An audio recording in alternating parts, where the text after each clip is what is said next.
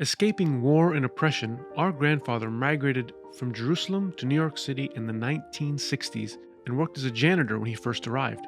All he wished for was to create a safe environment for his children and grandchildren. He struggled to make ends meet, so in addition to his janitorial duties, he would purchase groceries from a local grocery store and sell them door to door in upper middle class neighborhoods. Remember, no internet back then, so no online ordering. He felt extreme pressure of putting his family at risk of being homeless. 2 weeks passes, and it was not enough money. He got a note from his landlord that if he did not pay next month's rent within a week, he would be evicted. He was depressed, afraid, and anxious.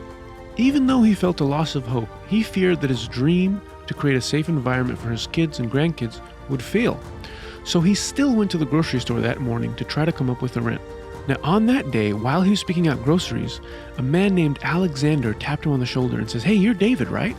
Our grandfather was surprised. He said, "Yeah, how do you know me?"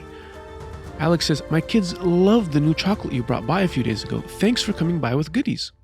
Alex was also an immigrant from Eastern Europe, but he immigrated about 10 years before our grandfather did. As you can imagine, they instantly connected that day.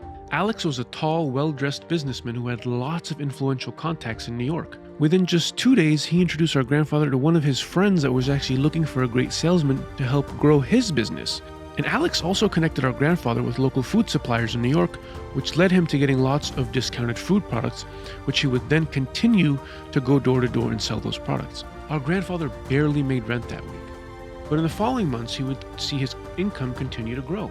An important connection came to our grandfather when he least expected it. That is why we should never lose hope that we are just one connection away from our entire lives being changed. Now, we connect people all over the world to American brands. We help American manufacturers get their product in front of billions of people all over the world through our extensive international network we've built as a family since the 1960s.